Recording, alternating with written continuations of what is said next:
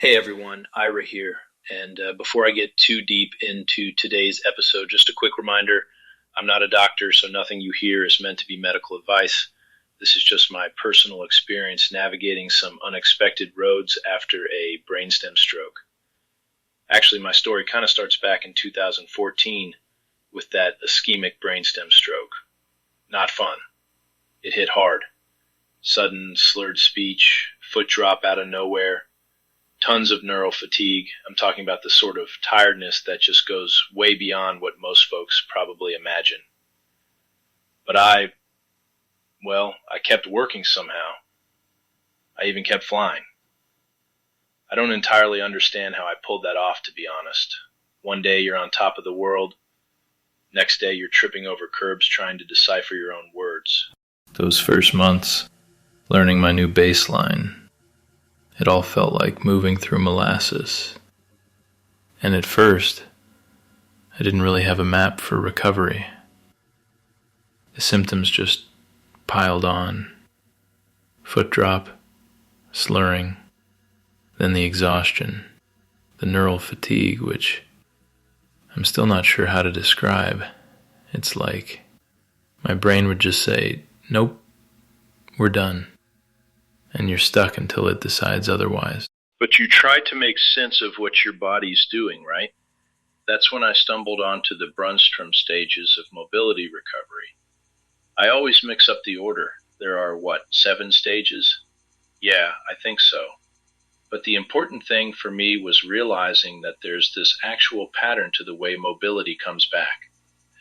Once I started thinking about my foot drop and my hand curl in terms of those stages, my outlook shifted. I could measure little victories instead of feeling, just stuck. So that was the beginning. 2014 was rough, but I was still getting on planes and working, stubborn as ever, just learning how to move forward in the different body. Now, let's talk about what happened next, because honestly, I wasn't expecting this. Around 2021, after years of battling not just stroke after effects, but also, let's say, a pretty serious weight problem, I hit my breaking point. Started at 300 pounds, give or take. I cut almost everything. Sugars, seed oils, ultra-processed stuff, even alcohol. I tried a sort of mix between a carnivore and keto diet. All animal fat, loads of protein, basically nothing else. Weight started melting off. First year, 80 pounds gone. Eventually hit 155 pounds total, if you can believe it. Sometimes I hardly do. But, and here comes the twist you probably didn't see coming, losing all that weight, it didn't just mean smaller jeans.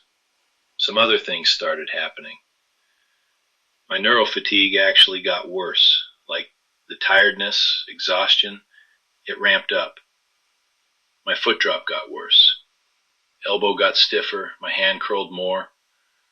And there was this weird, almost scary experience, watching the fat melt off my knees and even my throat. I'd look in the mirror and barely recognize parts of myself. At one point, I could actually see my kneecaps for the first time in, decades. The wild part? Turns out this isn't just me. When I dove into some of the literature, studies on bariatric patients, for example, I found other folks had these same symptoms. Rapid fat loss can absolutely mess with nerve health, especially those little nerves around your joints, in your arms and legs, even your throat. For me, the phrenic nerve began throwing pain into my shoulder, which I eventually realized was referred pain, so really my breathing nerves complaining. This isn't to discourage weight loss, by the way. There was a ton of benefit, but there were side effects I just did not see coming. Some well documented in scientific studies, and still totally blindsided me. One day you're celebrating fitting into old clothes. Next day you're asking, wait, is my neural fatigue actually getting worse? It was a real head scratcher. This next part kind of ties it all together, I think. See, as the weight kept coming off, the neural symptoms changed, sometimes getting worse before they got better. 3rd year in, things were pretty bad. Say understood it? That's the thirst.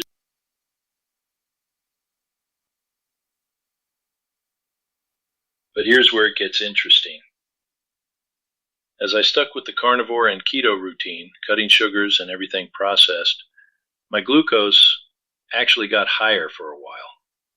Not exactly what you'd expect, right?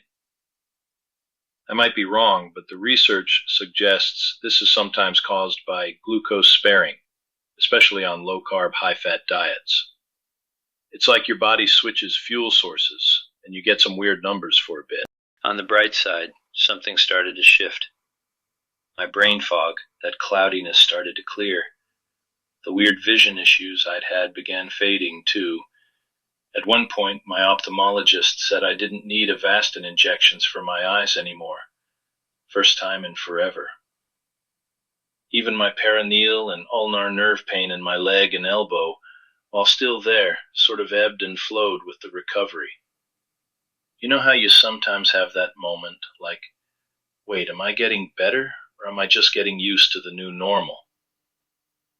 Well, by about 2025, I could finally say I was actually getting better. Honestly, it's been a complex puzzle. Rapid fat loss, neural recovery, and these dietary changes all feeding into each other. I want to toss out a question to you all. What does the latest research say about how fat loss and diet impact nerve recovery after stroke? Because based on my experience and what I've read, there's so much more to uncover in this space. If you've had similar experiences or want to dig into the science together, let me know. Maybe we'll unpack it in another episode. Thanks for listening, and remember, your mileage may vary. Stay tuned for more.